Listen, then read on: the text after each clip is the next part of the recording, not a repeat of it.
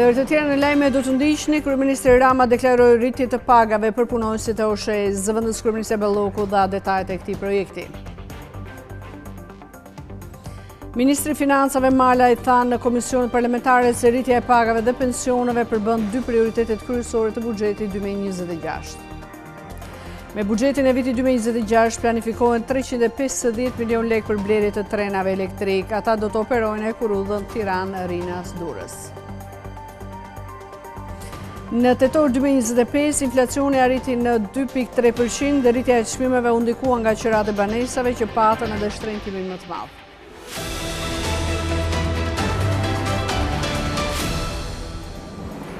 Ju përshëndet zonja dhe zotrina, ndiqni me lajmet. Kryeministri Rama deklaroi rritje të pagave për punonësit e operatorit të shpërndarjes së energjisë elektrike nga viti i ardhshëm. Gjatë prezantimit të shërbimit të ri për karikimin e shpejtë të makinave elektrike, zëvendës Kryeministri Belloku bëri me dije dhe detajet e projektit që synon të ofrojë një shërbim me çmime konkurruese për makinat elektrike. Rritje e pagave për punonësit e operatorit të shpërndarjes së energjisë elektrike. Lajmi u bë me dije nga kryeministri Edi Rama gjatë aktivitetit ku prezantua shërbimi i ri i OSHE Group në lidhje me karikimin e shpejtë të makinave elektrike. Rama foli për rritje me 3 fasha, ku vlerën më të lartë të përfitojnë inxhinierët elektrik. Për 6.800 punonësit e kompanisë do të ketë një indeksim të pagave me 6.1%. Në radhë dytë që për të gjithë elektricistët e kompanisë do të ketë një rritje page me 75.000 lekë të reja në muaj, dhe së treti për inxhinierët elektrik kompanisë do të ketë një rritje page me 12.500 lekë të reja në muaj. Ndërkaq, Ministra e Infrastrukturës dhe Energjisë Belinda Balluku bëri me dije detajet e projektit OSHE Charge, që synon të ofrojë një shërbim me çmime konkurruese për makinat elektrike. Përmes OSHE Charge, ne do të sigurojmë çmime konkurruese, shërbim të qëndrueshëm dhe padyshim, energjia që do të përdoret në pikat e OSHE Charge do të vi nga burimet e rinovueshme. Për ndërtimin e stacionit të parë të OSHE Charge është përzgjedhur një pikë strategjike në hyrje Tiranës, pjesë e Unazës së Re, nga Tegu në drejtim të Farkës. Do të ketë 10 kulla karikimi fast charger, në të cilat në të njëjtin moment mund karikohen për pak minuta 20 automjete. Synojmë që menjëherë vetëm në Tiranë të ngrem dhe 3 pika të tjera. Synimi ynë kryesor janë zonat turistike, janë korridoret qendrore të ndërlidhjes dhe mbi të gjitha pikat kufitare. Ndërkaq, OSHE do duhet të ndërmarrë rregullime ligjore në drejtim të ofrimit të shërbimit të pikave të karikimit, ku duhet të përcaktohet ndër të tjera se çdo kush do duhet të blejë energjinë nga OSHE me një çmim të përcaktuar. Kjo pasi aktualisht legjislacioni shqiptar e ndalon rishitjen e energjisë. Rritje pagash dhe pensionesh janë dy prioritetet kryesore të buxhetit 2026. Në Komisionin Parlamentare, Ministri i Financave Malaj është shprehur se buxheti ka në fokus kryesor rritjen e mirëqenies dhe mbrojtjes sociale për qytetarët. Shtylla themelore e këtij projekt buxheti është pa diskutim reforma e pensioneve, që do të nisim në vitin e ardhshëm dhe do të shtrihet deri në vitin 2030. Kështu është shprehur Ministri i Financave Petrit Malaj gjatë prezantimit të projektligjit për buxhetin e vitit 2026 në Komisionin Parlamentar për Ekonominë, Punësimin dhe Financat, i cili e vendosi theksin edhe një herë në rritjen graduale të pensioneve duke nisur nga 2026. Sipas tij, përmes rritjeve, synohet që të ardhurat mesatare mujore të arrijnë në 40.000 lekë të reja për pensionet urbane të plota dhe 18.000 lekë të reja për pensionet mesatare rurale, nga 11.400 lekë aktualisht. Duke filluar nga janari 2026, përmes mbështetjes buxhetore, do të zbatojmë një kompensim të ardhurash për të gjithë pensionistët bazuar në kategorinë e pensionit që ata përfitojnë aktualisht. Dhe më konkretisht, do të kemi rritje me 1.800 lekë në muaj për pensionet urbane me vite të plota pune. Do të kemi rritje me 8.000 lekë ose 800 lekë në muaj për pensionet urbane të pjesshme. Do të kemi një rritje me 1.000 lekë në muaj për pensionet rurale, do të kemi një rritje me 700 lekë në muaj për pensionet familjare, do të kemi një rritje me 600 lekë në muaj për pensionet e invaliditetit në punë. Kjo ndërhyrje synon rritjen graduale të nivelit të pensioneve me objektivin final që deri në vitin 2030 të ardhurat mesatare mujore nga pensionet të arrin 40.000 lekë për pensionet urbane të plota. Në të njëjtën linjë me pensionet është edhe rritja e pagës minimale, e cila pritet të arrijë në 70.000 lekë deri në fund të mandatit. Duke filluar nga 1 janari 2026, paga minimale për efekt të kontributeve shoqërore do të rritet me 10.000 lekë, duke arritur në 50.000 lekë. Nga kjo rritje, parashikohet të përfitojnë rreth 308.000 të punësuar në sektorin publik dhe privat. Ndërsa, planifikimi afatmesëm është për ta çuar pagën minimale në 60.000 lekë në vitin 2028 dhe në 70.000 lekë deri në fund të mandatit tonë. Përsa i përket paketës fiskale, e cila përfshin faljen e detyrimeve tatimore dhe kamat vonesave më të vjetra se 10 vite për bizneset, Mala i tha se ka përfunduar hartimi i plot i paketës, ndërsa pritet që së shpejti të paraqitet edhe në komision për diskutim. Banka e Shqipërisë rekomandon rishikimin e skemës së pensioneve dhe promovimin e shtyllës së dytë dhe të tretë për të përballuar sfidat fiskale nga plagja e popullsisë. Ajo sugjeron gjithashtu që konsolidimi fiskal të bazohet në rritjen e të ardhrave, jo në shkurtimin e shpenzimeve. Në kushtet kur deficiti i skemës së sigurimeve shoqërore dhe shëndetësore vijon të jetë një bare konsiderueshme për buxhetin e shtetit, Banka e Shqipërisë sugjeron rishikimin e parametrave të skemës dhe promovimin e shtyllës së dytë dhe të tretë të pensioneve, ku një pjesë e kontributeve të menaxhohet nga fonde pensioni private, duke rritur potencialin e të ardhurave në pleqëri. Sfidat fiskale të skemës aktuale mbeten të larta, duke marrë në konsiderat fenomenin e plagjes së popullsisë dhe të tkurrjes demografike, është shprehur zëvendës guvernatorja e dytë e Bankës së Shqipërisë, Lulieta Mingjozi, në Komisionin Parlamentar për Ekonominë, Punësimin dhe Financat. Këto tregues pritet të ushtrojnë presion të shtuar mbi financat publike në të ardhmen dhe duke bërë të domosdoshme ndërmarrjen e reformave shtesë që të garantonin reduktimin e vulnerabilitetit fiskal të lidhura me to. Në këtë kontekst, Banka e Shqipërisë rekomandon rishikimin e parametrave të skemës së pensioneve me qëllim kontrollin dhe mbështetjen e saj më të mirë nga buxheti i shtetit, zhvillimin dhe promovimin e shtyllës së dytë dhe të tretë të pensioneve nëpërmjet mekanizmave fiskal dhe rregullator nxitës dhe integrimin e analizës së rreziqeve demografike dhe fiskale në kuadrin afatmesëm të programit buxhetor në përputhje me praktikat më të mira të Bashkimit Evropian. Banka e Shqipërisë sugjeron që konsolidimi fiskal duhet të zbatohet në kamën e të ardhurave për të financuar pensionet dhe investimet publike, sesa në shkurtimin e shpenzimeve publike. Banka e Shqipërisë sugjeron që konsolidimi fiskal duhet të bazohet gjithnjë më tepër në krahun e të ardhurave. Ky sugjerim favorizon faktin se presionet për zgjerimin e shpenzimeve publike janë si në krahun e skemës së pensioneve, edhe në skemën e kujdesit shëndetësor, si dhe për të financuar investime publike në arsim apo në sektor të tjerë. Në këtë këndvështrim, rritja e të ardhurave publike është një zgjidhje më optimale se sa konsolidimi fiskal i bazuar në shkurtimin e shpenzimeve. Gjithashtu, Banka Qendrore vijon të përsërisë sugjerimin për një shpërndarje më të njëtrajtshme të shpenzimeve gjatë vitit, në interes të shmangjes së përqendrimit kronik të tyre në fundin e vitit. Blerja e trenave për operimin e Kurudhës Tiranë-Rinas Durrës do të mbulohet me fonde buxhetore, teksa në projekt buxhetin 2026 janë akorduar 350 milion lekë për këtë qëllim. Kurudhor. Në buxhetin e vitit 2026 janë akorduar edhe 400 milion lekë për punimet që do ta kthejnë stacionin e trenit në Tiranë. Blerja e trenave për operimin e Hekurudhës Tiranë-Durrës-Rinas duket se do mbulohet me fonde buxhetore, teksa në projekt buxhetin për vitin 2026 janë akorduar 350 milion lekë për këtë qëllim.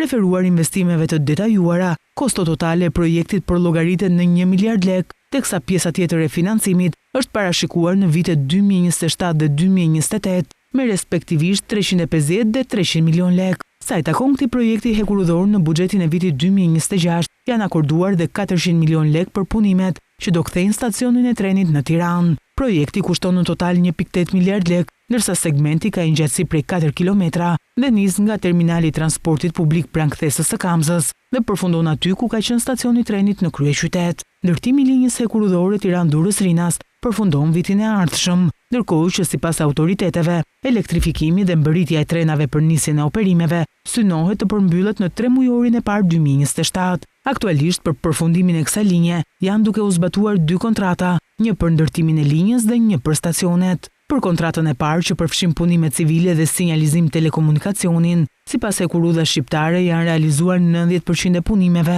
dhe kanë mbetur për të finalizuar instalimet e brendshme në lidhje me sistemet e sinjalizim telekomunikacionit, që lidhen ngushtë me ecurinë e punimeve të godinave të stacioneve. Përsa i përket këtyre të fundit, aktualisht janë kryer rreth 25% e punimeve, ndërsa finalizimi i tyre pritet në maj të vitit 2026. Paralelisht për këtë vepër hekurudhore, është duke u zhvilluar tenderi me 2 faza për elektrifikimin, një procedurë që drejtohet nga Banka Evropiane për Rindërtim dhe Zhvillim.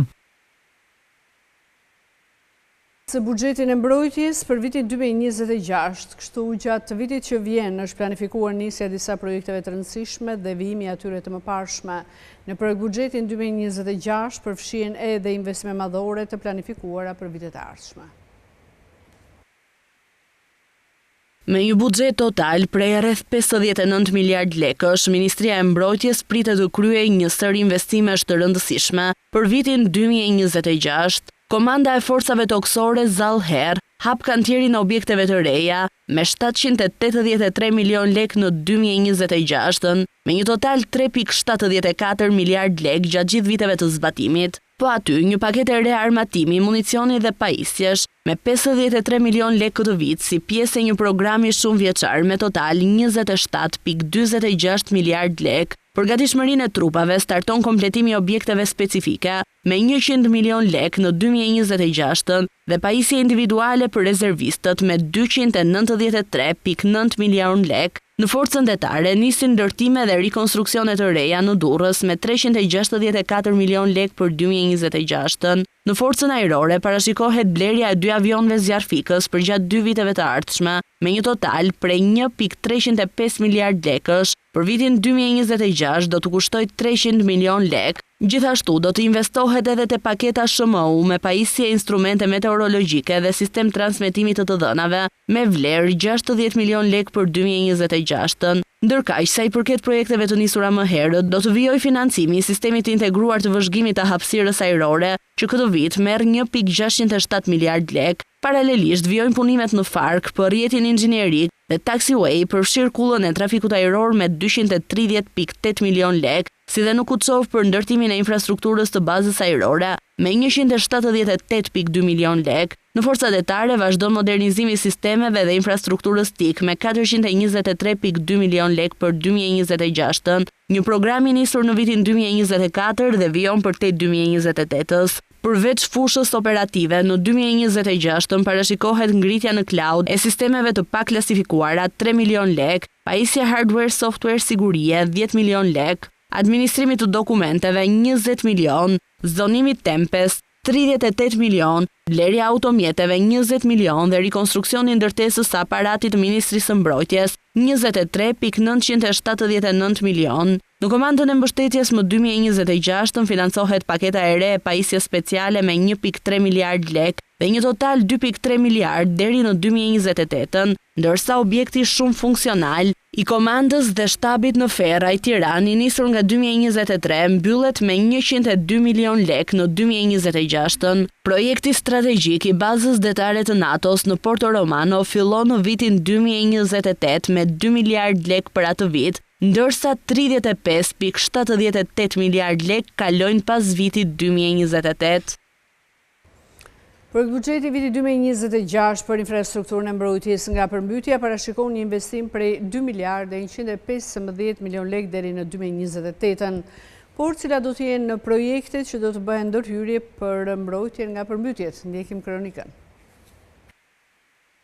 Investimet për infrastrukturën e mbrojtjes nga përmbytja parashikohen deri në 2.7 miliard lek deri në vitin 2028, por cilët do të jenë projektet që do të bëhen ndërhyrjet. Deri më tani janë investuar rreth 580 milion lek në vitin 2024 dhe 2025 për mbrojtje nga përmbytjet si dhe rehabilitimin e argjinaturave. Ndërkohë për 3 vitet e ardhshme parashikohet investim për rreth 2 miliardë 115 milion lek. Në vitin 2026 parashikohet një investim prej rreth 855 milion lekësh, ndërsa në 2027 rreth 620 milion lek. Me këto investime do të bëhet mbrojtje nga lumi Kalas, lumi Shushit në Vranisht dhe Drashovic të Vlorës, lumi Vjos, Buna, Drin, Emat e të tjerë. Gjithashtu do të kryhen edhe riparim të argjinaturës mbrojtëse të kolektorit K17 në Butrind, argjinatura mbrojtëse lumit Shkumbin si dhe të lumit Buna, ndërsa në vitin 2028 janë parashikuar të investohet në objekte të mbrojtjes nga përmbytja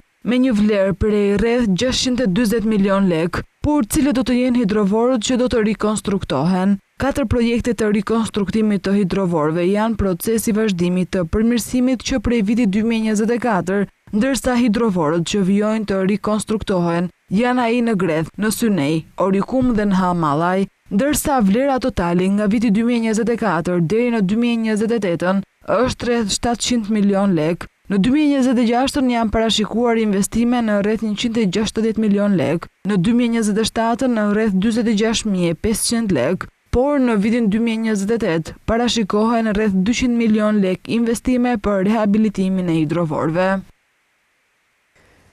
Në muajin tetor, inflacioni arriti 2.3%, nxitur kryesisht nga rritja e çmimeve të grupit të qirave që patën edhe ndikimin më të madh. Shtrëngtim të çmimeve patën edhe grupi ushqime dhe pije jo alkolike, si dhe mobili, pajisje shtëpie dhe mirëmbajtje shtëpisë.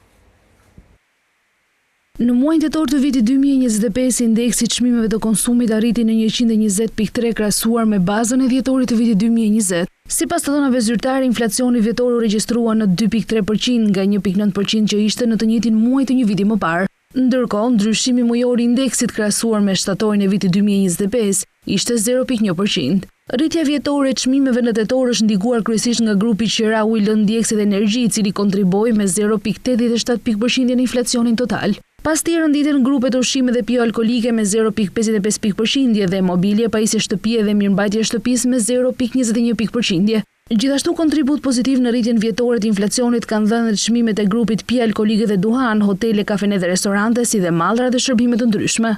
Në krahasim me tetorin e vitit 2024, rritja më e madhe e çmimeve është regjistruar në grupin qira, ujë, lëndë, djegësi dhe energji me 4.3%, ndjekur nga argëtimi dhe kultura me 3.2%, pije alkolike dhe duhan me 3.1% dhe mobilje, pajisje shtëpie me 2.9%. Brenda grupit të ushqimeve, çmimet më të larta janë parë në grupin vajra dhe yndyra, pastuar nga qumësh, dja dhe vezë, mish, peshk dhe buke drithëra. Në përgjithësi, të dhënat tregojnë një rritje të moderuar të inflacionit gjatë tetorit, e ndikuar kryesisht nga shtrëngtimi i qirave, energjisë dhe produkteve ushqimore bazë. Platforma qeveritare i Albania ka shënuar rekordet e reja gjatë tetorit 2025 me mbi 12 milion vizita dhe 24 milion transaksione të kryera online. Rritja e përdorimit tregon edhe besimin në shërbime digjitale të qytetarëve.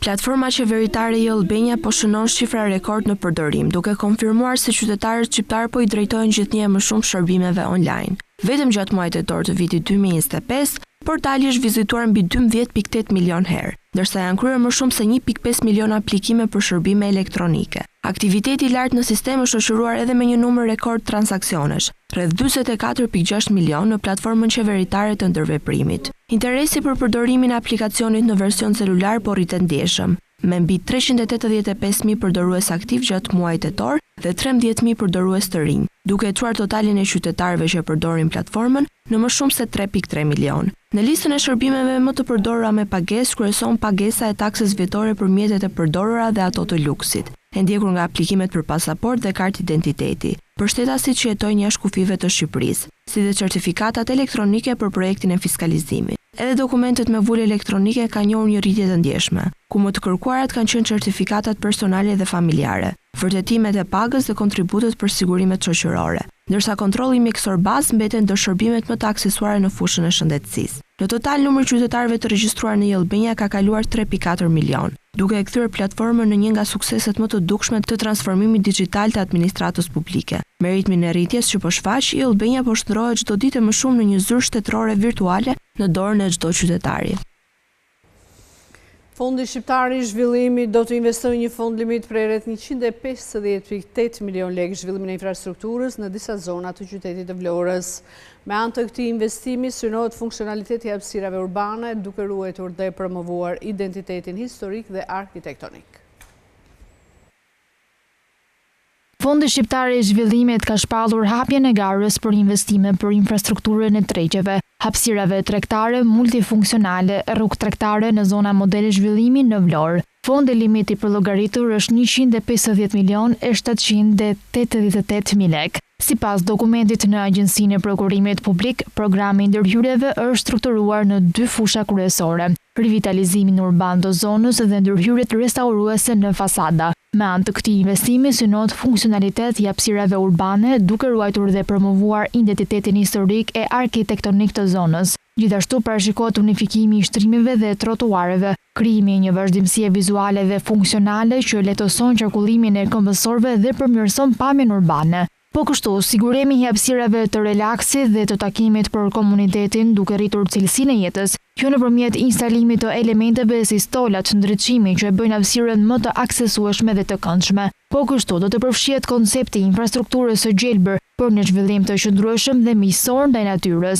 Në kuadër të projektit janë identifikuar objekte me vlerë historike, arkitektonike dhe kulturore, të cilat do të restaurohen dhe integrohen në mënyrë funksionale në hapësirën urbane. Restaurimi synon të ruaj karakterin dhe autenticitetin e këtyre objekteve duke përdorur metoda konservimi që respektojnë stilin origjinal. Ndërhyrjet do të përqendrohen në përmirësimin strukturor dhe estetik të objekteve, duke garantuar adaptimin e tyre për përdorim bashkëkohor, pa humbur vlerat historike. Kjo qasje kontribuon në ruajtjen e identitetit urban dhe promovimin e trashëgimisë kulturore brenda zonës së rivitalizuar. Mungesa e standardizimit të elementeve arkitektonike, si dritaret, balkonet dhe dyert të zëvendësuara në mënyrë të pakoordinuar, krijon një kaos vizual që dëmton imazhin urban. Prandaj do të realizohen ndërhyrje restauruese në fasada për të ruajtur trashëgiminë kulturore dhe historike. Në kuadër të këtij projekti, një ndër ndërhyrjet kryesore do të realizohet në zonën që shtrihet mes rrjetit tregtar dhe blloqeve rezidenciale, duke bërë një nyje të rëndësishme për lidhjen funksionale dhe vizuale të të gjithë territorit,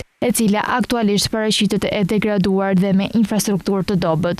Projekti parashikon rikualifikimin e hapësirës publike përmes organizimit të gjelbërimit, mobilimi urban, si ndriçues, stola, kosha dhe mbulesa hijezuese. Po ashtu, pritet të përmirësohet aksibiliteti për kombësorët dhe të krijohet një identitet i ri estetik për zonën. Kjo pjesë e qytetit do të fitojë një funksion të ri, duke u transformuar në një hapësirë sociale aktive, të qëndrueshme dhe të sigurt, e cila promovon përfshirjen sociale dhe përmirëson cilësinë e jetës për banorët e vizitorët. Kandidatët socialistë fituan të 5 bashkitë në zgjedhjet e pjesëme vendore të së dielës, edhe pse pjesëmarrja e votuesve ishte ulët, kandidatët e mazhorancës kryesuan bindshëm. Vlora, Berati, Cëriku, Mati dhe Tepelena tashmë kanë kryetarët e rinj të zgjedhur. Gara u fitua bindshëm nga socialistët, duke lënë pas me një diferencë të thellë kandidatët e pavarur që morën mbështetjen e opozitës. Në total, votuan vetëm 18.45% e zgjedhësve, nga rreth 334.000 qytetarë që kishin të drejtën e votës, një përqindje tepër e ulët. Vlora, që ishte edhe bashkia më e madhe që shkoi në këto zgjedhje, pati përqindjen më të ulët të pjesëmarrjes. Vetëm 12.54% e qytetarëve ju drejtuan kutive të votimit. Me 15.672 vota, fituese u shpall Brunilda Mersini, e cila në 11 maj ishte zgjedhur deputete dhe dorëzoi mandatin për të hyrë në zgjedhjet e pjesëme lokale.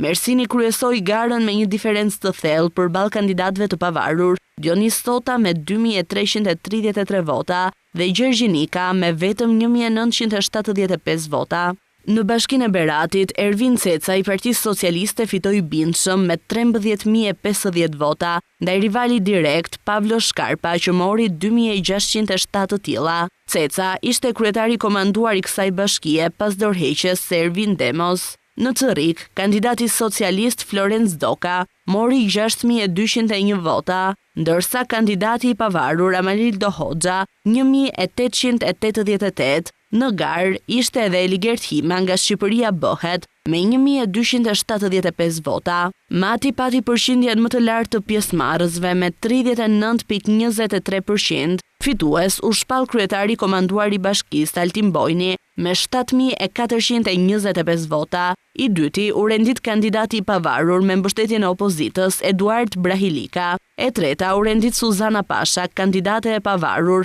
me vetëm 549 vota. Në Tepelen, Gramos Sako i socialistëve arriti të merrte 3.261 vota, ndërsa rivali i tij Gabriel Guma mori vetëm 928 vota. Kryetarët e zgjedhur do të drejtojnë 5 bashkitë në një mandat që zgjat 1 vit e gjysmë, deri në zgjedhjet lokale të pranverës 2027. Të dhënat e raportuara nga Komisioni Qendror i Zgjedhjeve tregojnë qartë se pjesëmarrja në votime mbetet e lidhur ngushtë me moshën, duke konfirmuar se sa më e madhe të jetë ajo, aq më të larta janë gjasat që qytetarët të marrin pjesë në procesin zgjedhor.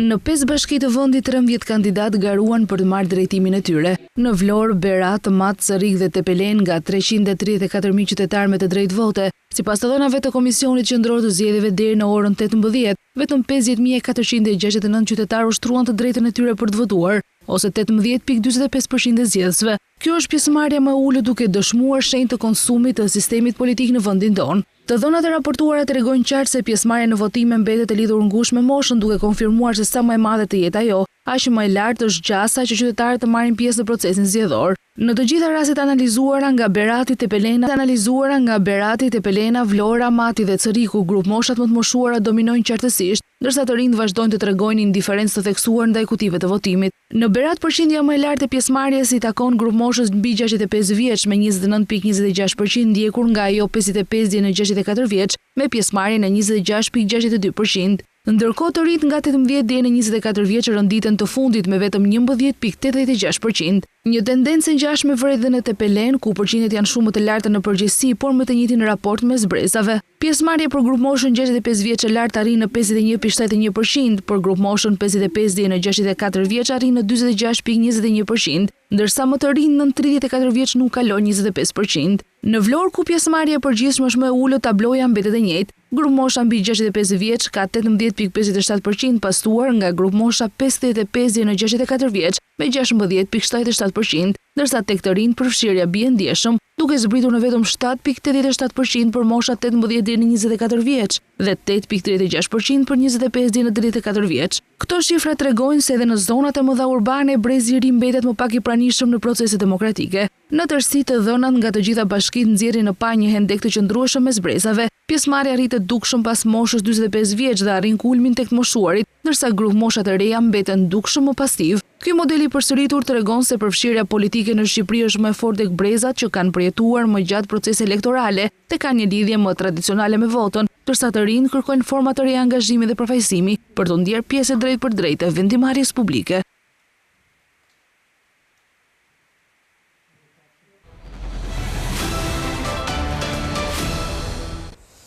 Zgjedhjet lokale në Kosovë u mbyllën me raundin e balotazhit në 18 komuna ku lëvizja vetëvendosje dhe Lidhja Demokratike e Kosovës fituan nga 7 komuna secila. Procesi elektoral vjen në një periudhë kaosi politik në vend, teksa ende nuk dihet se kur do të formohet qeveria e re. Betejë finale për pushtetin lokal në Kosovë është mbyllur të dielën me balotazhin e zhvilluar në 18 komuna. Mbi 32.5% e qytetarëve kanë shfrytzuar të drejtën e tyre për vot, një pjesëmarrje në rënje krahasuar me raundin e parë ku shifra ishte rreth 40%. Sipas të dhënave të Komisionit Qendror të Zgjedhjeve, Lëvizja Vetëvendosje dhe Lidhja Demokratike e Kosovës kryesojnë me nga 7 komuna secila. Pas tyre renditet Partia Demokratike e Kosovës me 6 komuna, ndërsa Aleanca për Ardhmërinë e Kosovës ka siguruar 5 komuna. Partitë më të vogla që kanë arritur të mbajnë nga një komunë janë Nisma Social-Demokrate, Partia Turke KDTP dhe PDKRL.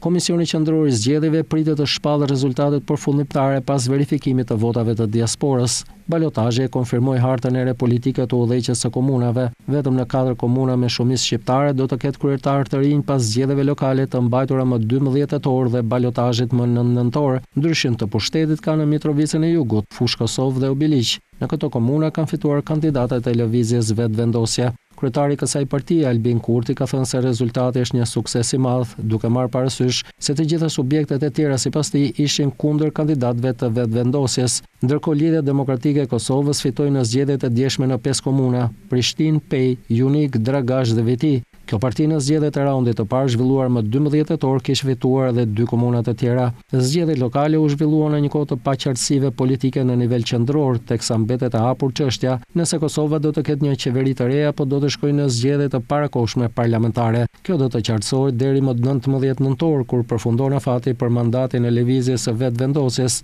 ku Glauk Konjufcat është caktuar të formojë dhe paraqes qeverinë në kuvend. Qeveria e Serbisë miratoi buxhetin e parashikuar për vitin 2026 me një deficit fiskal prej 3% të prodhimit të brendshëm bruto, ndërsa të ardhurat totale parashikohen të arrijnë 20.6 miliard euro.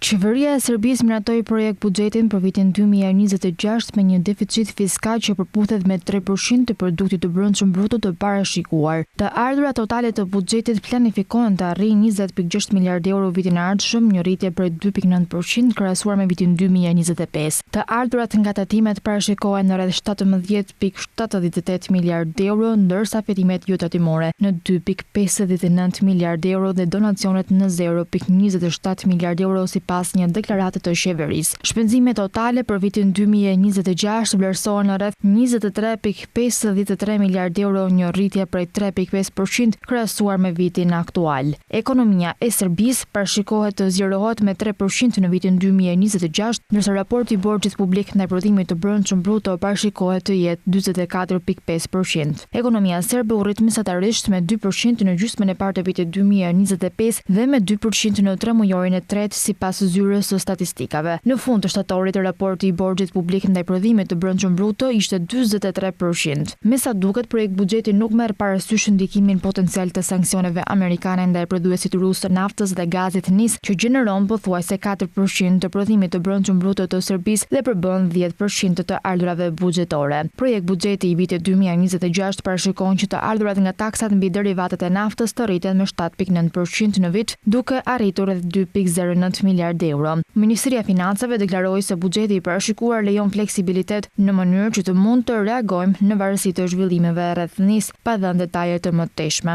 Gjithashtu, rreth 6.32 miliard euro do të alokohen për investime kapitale vitin e ardhshëm, që përfaqëson rreth 6.7% të prodhimit të brendshëm bruto të parashikuar. Debati parlamentar mbi projekt buxhetin pritet të mbahet në fund të nëntorit.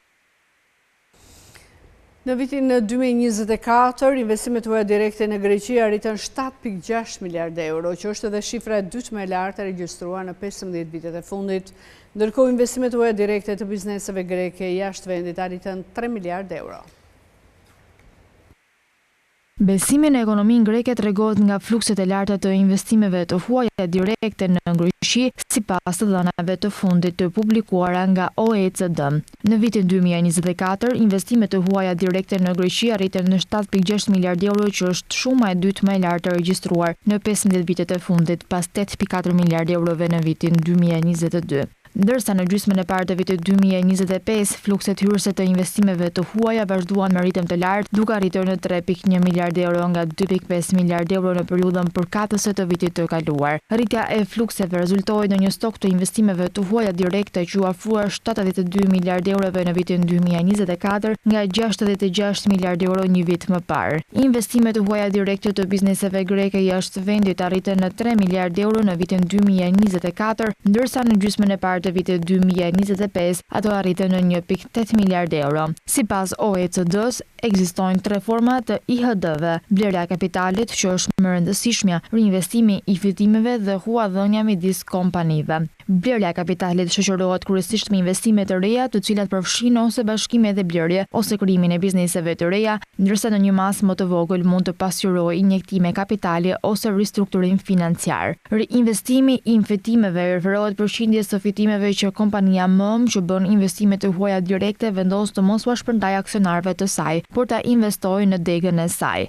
Huadhonja midis kompanive MØM dhe atyre DEG është komponenti më i paqëndrueshëm i flukseve të IHD-ve dhe shpesh drejtohet nga nevojat afatshkurtra të financimit të kompanive dhe jo nga zhvillimet më të gjera makroekonomike. Flukset globale të investimeve të huaja direkte mbeten të qëndrueshme, por në nivele relativisht të ulta, $663 miliard në gjysmën e parë të vitit 2025. SBA-ja, Brazili dhe Mbretëria e Bashkuar ishin 3 destinacionet më të mëdha të investimeve në botë. Flukset hyrëse të investimeve në vendet e OECD-s ranë me 4%, kryesisht për shkak të rënies në vendet e Bashkimit Evropian.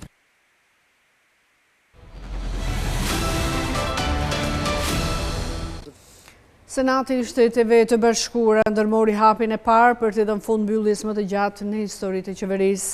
Një grup i demokratëve rënë dakord të vijojnë procedurat pa garantuar zgjatjen e subvencioneve të kujdesit shoqëror.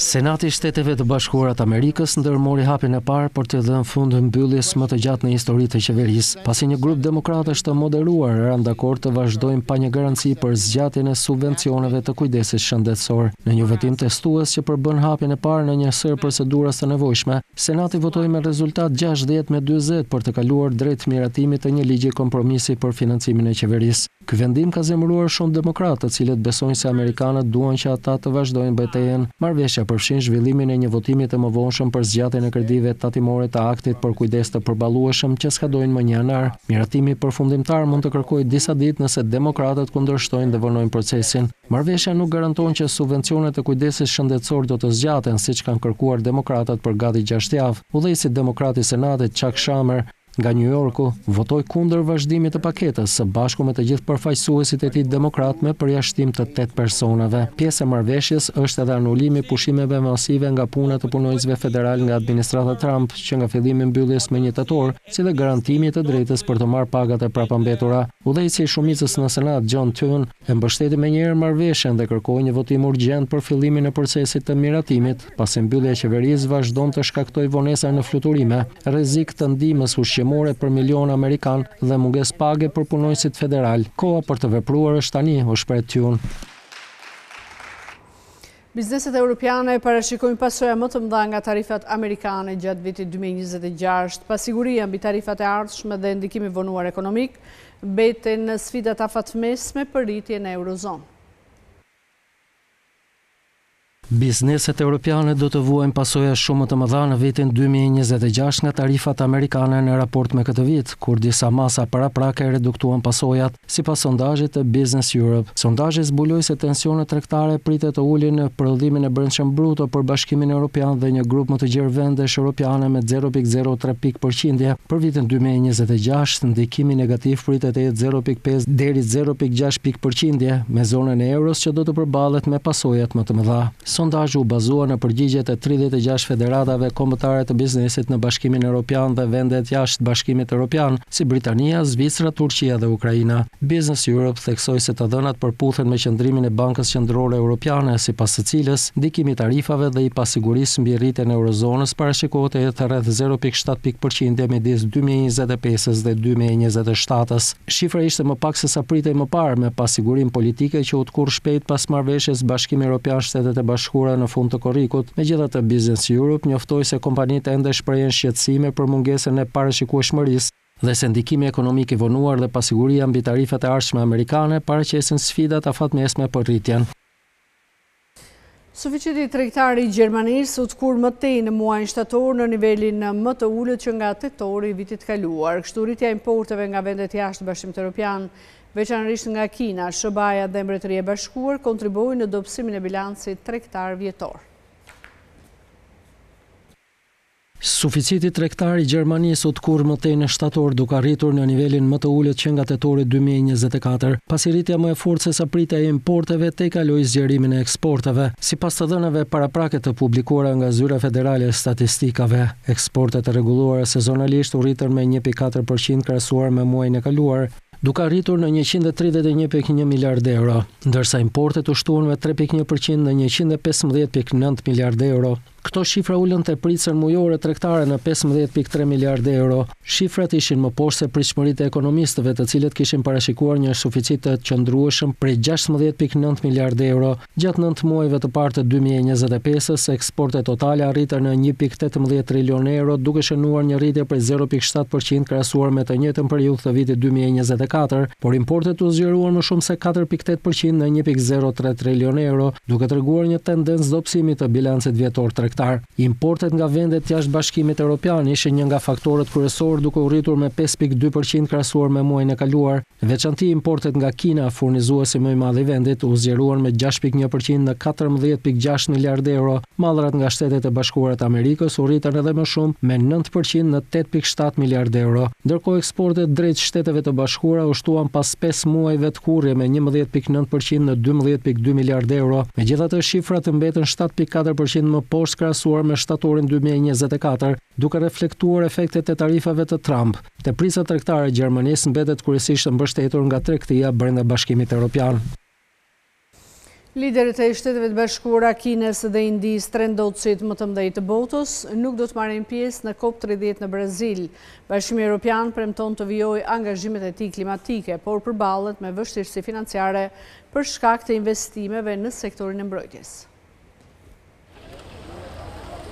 Ndërsa liderët europianë mblidhen në samitin e COP30 për të diskutuar mbi reduktimin e ndikimit të ndryshimeve klimatike, ndotësit më të mëdhenj të botës nuk do të jenë të pranishëm në samitin vjetor të Kombeve të Bashkuara për klimën që zhvillohet në qytetin brazilian Belem. Shtetet e Bashkuara të Amerikës, Kina dhe India do të mungojnë në pjesën më të madhe të takimeve, duke lënë Bashkimin Evropian thuajse të vetëm në përpjekjet për të ndihmuar vendet në zhvillim që kërkojnë teknologji dhe burime financiare për të përballuar ndikimet e ndryshimeve klimatike.